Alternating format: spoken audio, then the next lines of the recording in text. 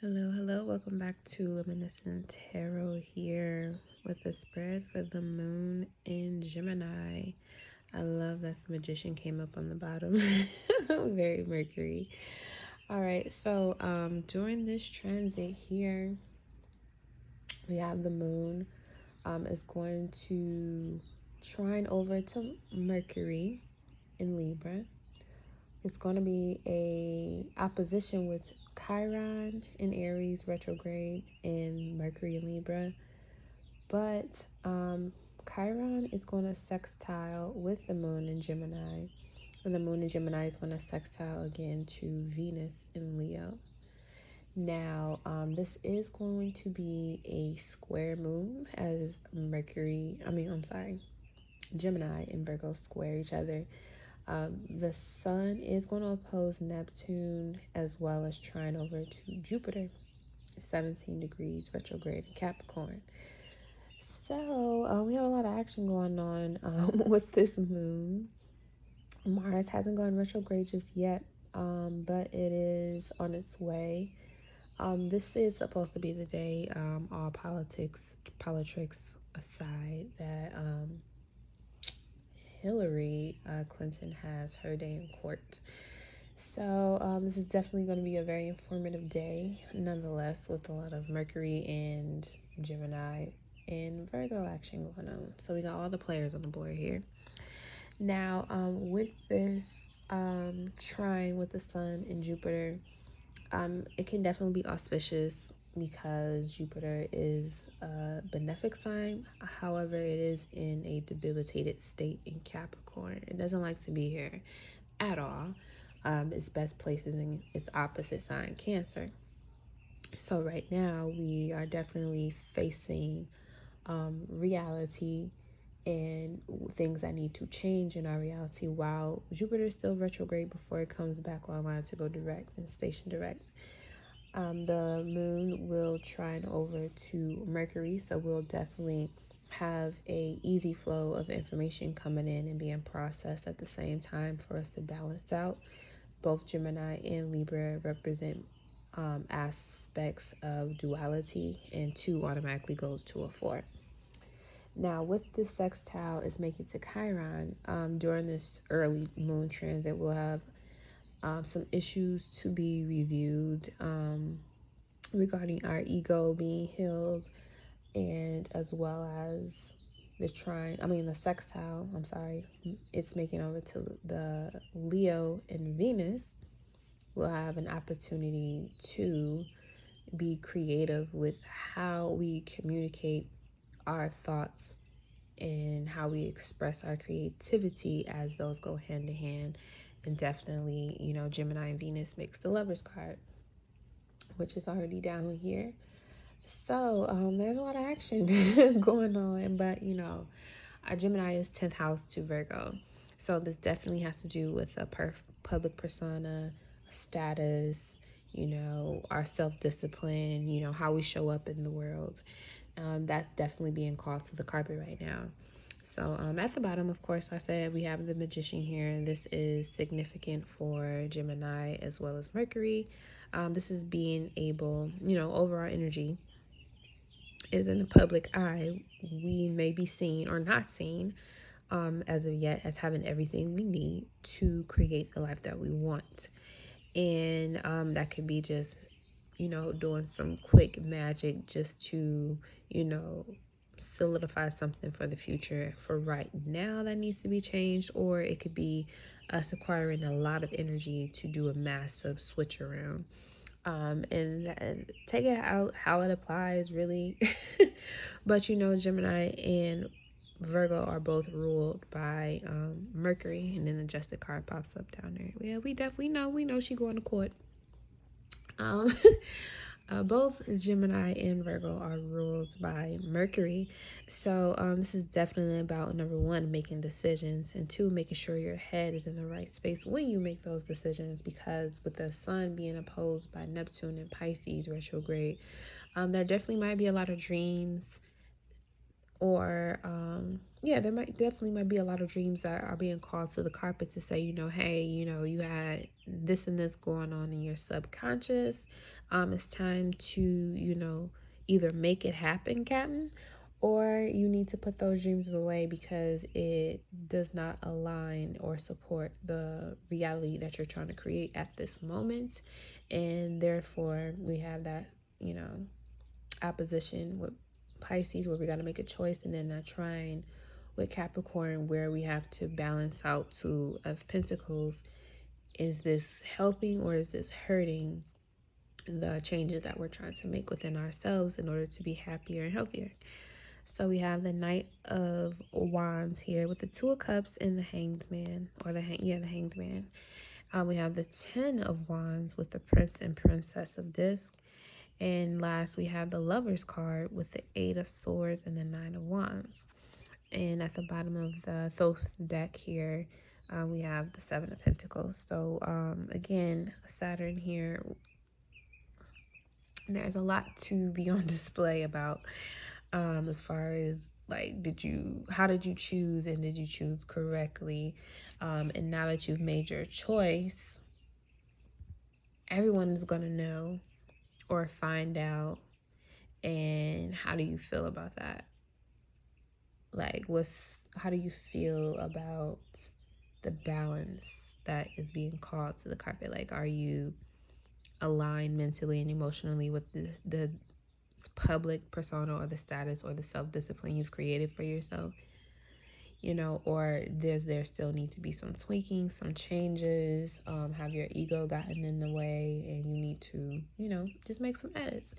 And it's okay, the Venus and Mercury making a sextile means we do have opportunity to, experience a beautiful, beautiful, beautiful ability to recreate something or just create something just by using our minds, our community, or our ability to express through writing or pure communication, contracts, things like that.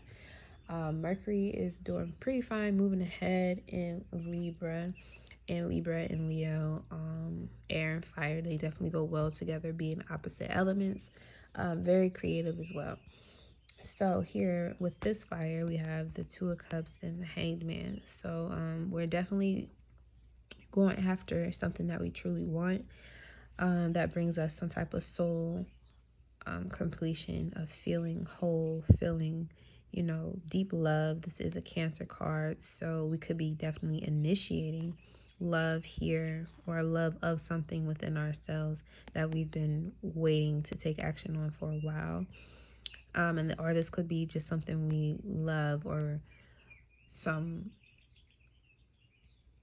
creative endeavor, family endeavor that we haven't been able to really get into because of, the previous aspects that were going on. But now we have the opportunity to go and communicate how we feel.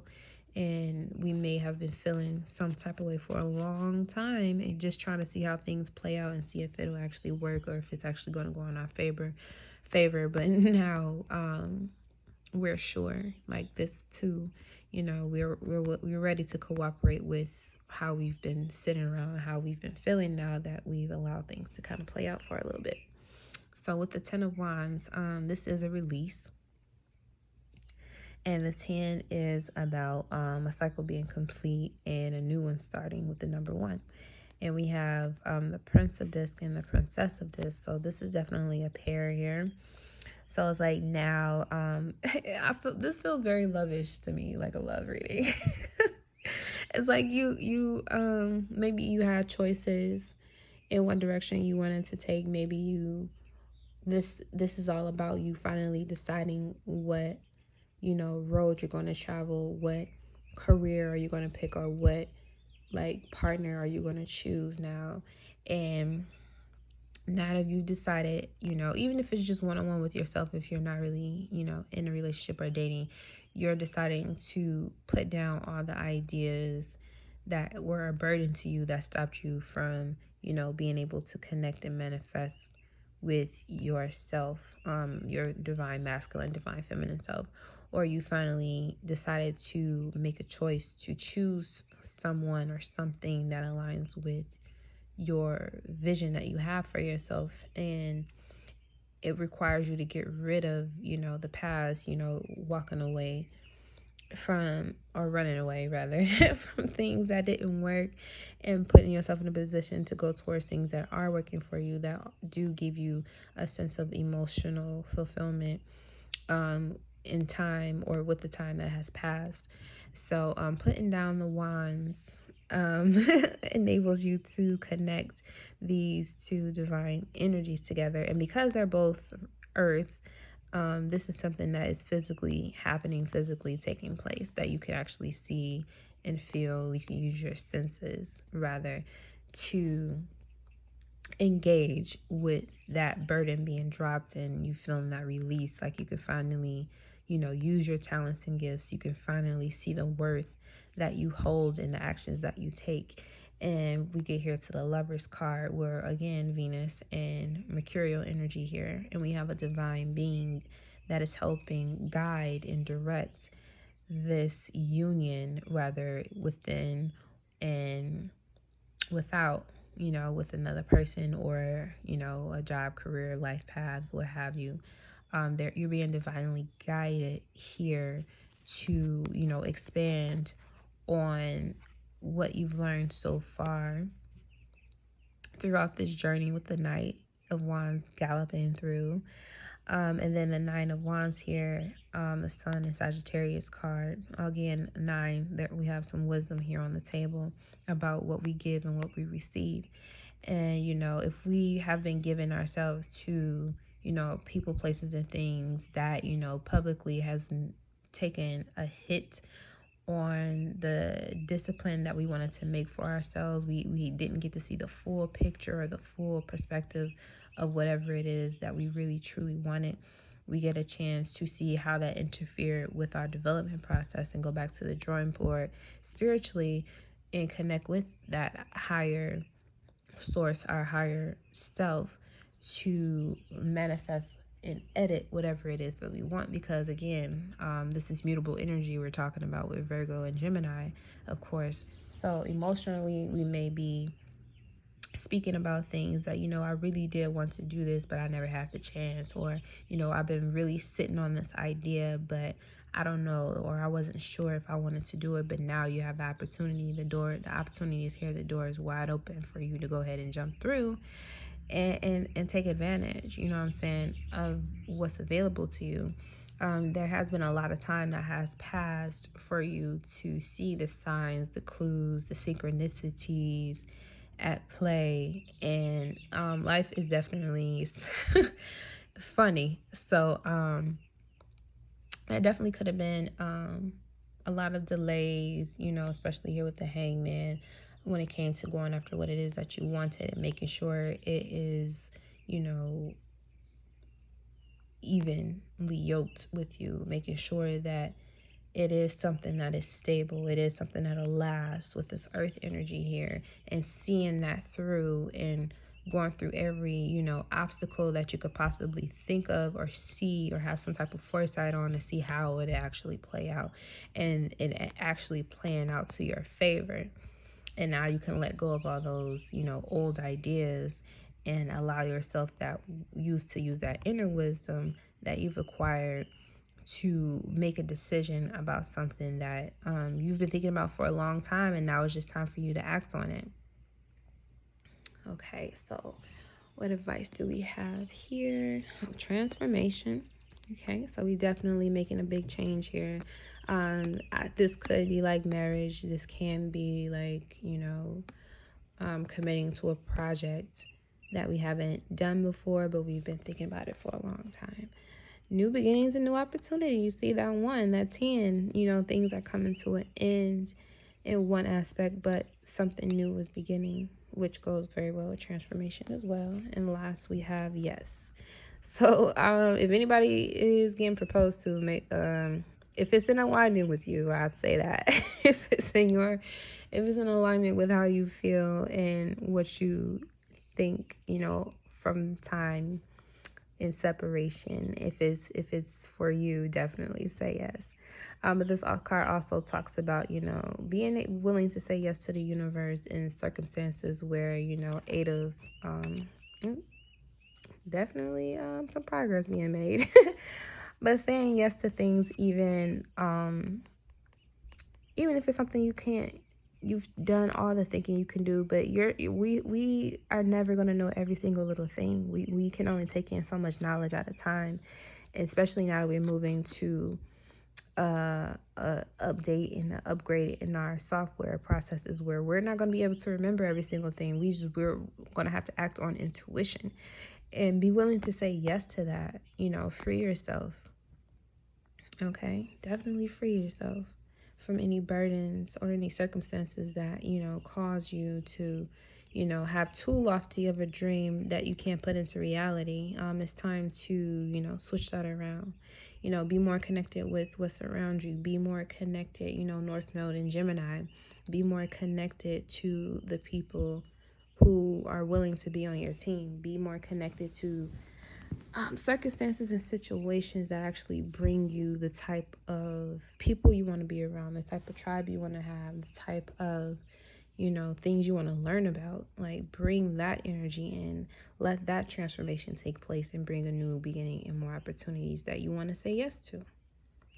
Okay, and that's your reading for the Moon and Gemini transit. Definitely take advantage with these two oppositions to make wise choices. With the North Node being in Gemini, it is in conjunct directly with Saturn. So your decisions may irritate, people around you. It can irritate certain structures that you were told to believe in or were kind of forced to live in. But, don't let that, don't allow yourself to be stuck in a box that you really don't want to be in. We got the Magician here at the bottom. You have everything. Yeah, Five of Swords here. There definitely will be, a choice being made or a decision or something being created that a lot of people may not understand completely, but the energy is here for things to move pretty swiftly and quickly. So you definitely want to be decisive and sure with this Mercury in Libra. Sextiling over to Venus, as well as opposing Chiron. So we definitely want to, make sure we have a healthy ego when making decisions, and there's a balance within first. But yeah, Queen of Wands here at the bottom, Aries energy, also Leo and Sag. So we definitely got something very beautiful coming about here with the choices you make. I definitely, it's like somebody, it might not be physically like this exactly, but it's like somebody's making a choice to propose and go off and be happy, and don't let people stop you from going off and being happy with a life that is best for you. All right, thank you for being here with me. Please like, share, and subscribe. As well as connect with me on social media. You can follow me on Instagram, updates on Facebook as well, and you can book a reading on my website, luminescent6.org. Have a good one. Peace.